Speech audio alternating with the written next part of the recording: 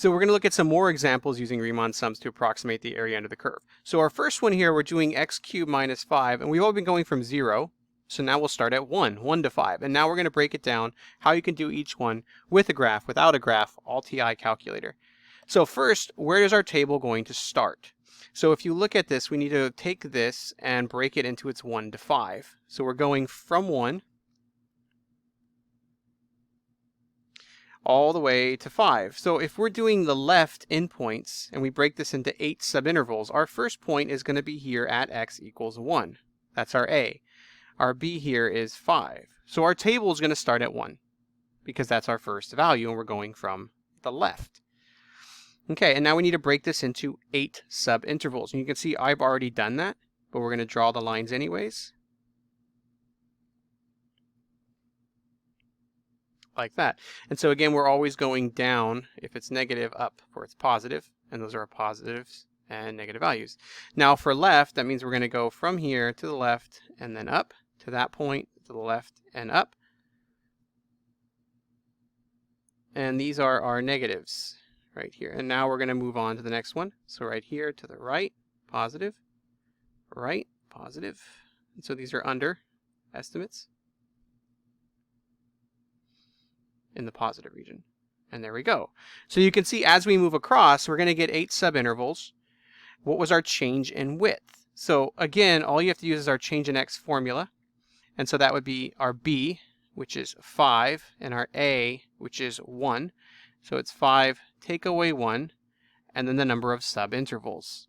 So this would be 4 over 8, which is 0.5, which you can also do just by looking at it. So our width here is 0.5. So to find all our values, we're going to be plugging in 1 first because it's left. So for our area, our width is 0.5. That's the width of our rectangles. And then we're going to plug in f of 1 and then just keep adding across the board till we get 8 of these. So what I'm going to do is, just to keep them organized, I'm going to do a set of 4 and then another set of 4. And if you miss one, well, something's wrong. So it'll tell you. So remember, we should not have f of 5 because f of 5 is for the right. That is our farthest point right there. So now what we can do is plug this in our calculator using the table function. So first thing we're going to do though is get a nice picture of it like this. So to do that, you plug in the function. We go to our window. We're going from 1 to 5, and our change in x here is 0.5. So we like to enter that in. 1, 5, 0.5. And then you're going to hit zoom 0 to fit it. And then that gives us our picture. So now to find those values, you're going to do the same thing with the table set. Our first value that we're starting it at is 1 because we're going from 1, which is the left side. So 1, and our change in table is 0.5. So now when I hit my table, it's going to spit out all my values. So there's 1, 1.5, 2, 2.5, and so on. So now we just need to trace all of these down like this. So all we're doing is basically saying it's at 1, so that means our first point would be 1 because it's a left. And if it was a right, we'd be starting at 5. So since it's left, we start at 1, and you get 1, 2, 3, 4, 5, 6, 7, 8 numbers. That's it. And see, it stops at 4.5. If this was a right, we would start at 5 and then count back 8 numbers, and that would give us all our 8 heights. So now all I have to do is plug this in our calculator, and we're done. And we get 106.5. Now, we should always go back to our calculator, hit second calc, and then number 7, just to make sure. Got to do it again, second calc, number 7, and then our lower limit is 1. The upper limit is 5. Hit enter. Let it shade it, and it gives us 136, which means ours is a horrible estimate, but it's good enough for now. All right, now let's try one that's a constant. So a constant just means that we are going to have a line that goes straight across like this. So if we're doing M5, that's a midpoint, we still want to find our table start and everything just for it, but we could easily find this one very quickly. We're going from 0 to 5. If you're dealing with a constant, you already know what the area is because look at it. It's a rectangle. So our rectangle here has a width of 5 and a height of 10. And so this width is just our b minus a, and this is just our f of x, whatever it is. And so we already know that the area is going to be 50, but we should still work this problem out just the way before so we have a midpoint.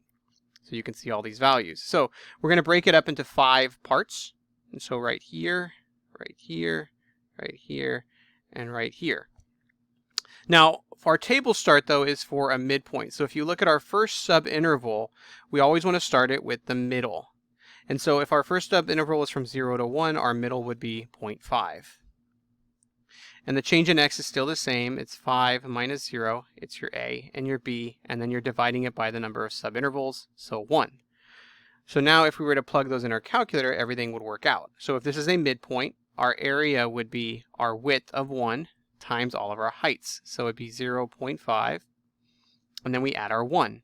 So 1 plus 0.5. So that would be f of 1.5,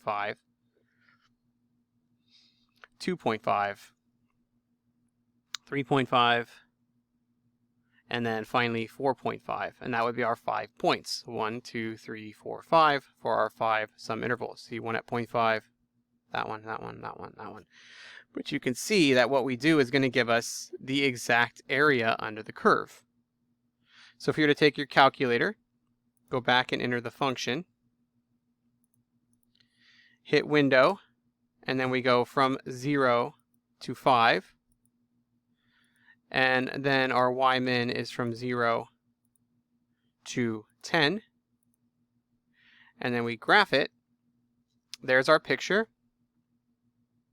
And you can see there are our points as we go through. So you could then go back to your table. And our starting value for our table would be 0.5. It's that first value of the midpoint.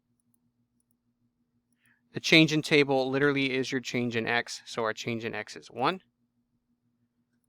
Second table, and it'll list all of the values. So this would be 10 plus 10 plus 10 plus 10 plus 10 times 1, which is 50.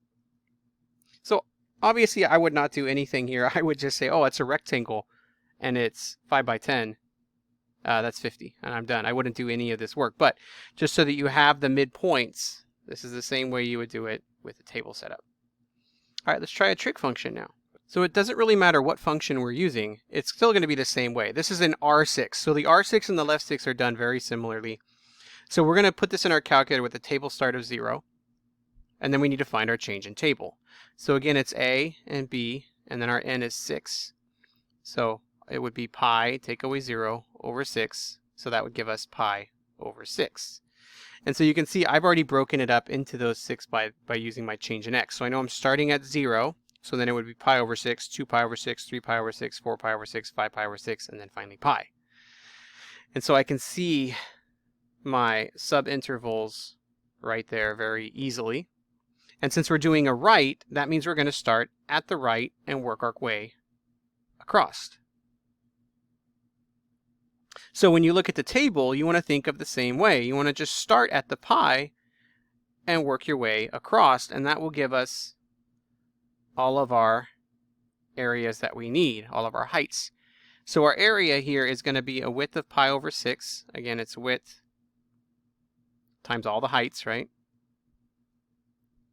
And so our heights here are going to be f of, and then I always like to start with pi and work my way back because it's the ones that are there. And so I'm just subtracting pi over 6 as I work my way across.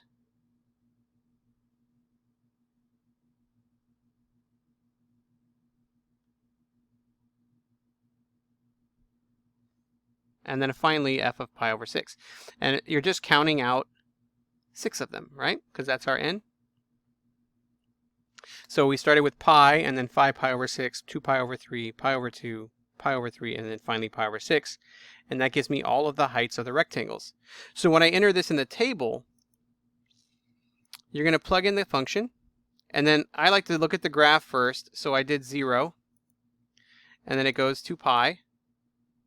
And then my marks are going to be every pi over 6. So pi divided by 6. And then again, we hit zoom fit to get our function. Now, if it moves it up, we got to change our Reimann to 0, but this one's good because we know it's already at 0, at pi and 0. And you can see now I have my little 6 sub-intervals sitting here. All right, now we need those values, and so we can do trace pi and trace all of that, but we're going to be using the table. So you go to your table set. We're starting at 0, just like before. So this is just like the left. We do 0, change in x is pi over 6. The only one that's different is midpoint, because midpoint starts at a different point. It starts at the middle. So change in table would be pi over 6. And you may be saying, well, right starts at a different point. Yes, but once you see your table, you'll be able to figure everything out. So right when I hit my table, we need to go to pi. And so there is 3.14. And with the left, you can think, okay, well, there's my left. I would go this one, this one, this one. I count out 6. With the right, I just start at the right and work my way back. So there's my 0 to 0. So I'm going to start with 0 and work my way back. So I get these numbers. So again, it's 0 because we're starting at the right, and then 1, 2, 3, 4, 5 more. So 1, 2, 3, 4, 5, 6 numbers. Then if I was doing a left, then I would just do the first 6 from the left. So first 6 from the right, that's the right. 6 from the left, that's the left. Now I just have to plug these in the calculator. And so we end up with 2.2386. 2.2386. And then again, we want to check our area. So it's 2.3, so we know we're on the right track, and there you have it. So there's using your calculator and the table function to calculate the area with Riemann sums, approximate area.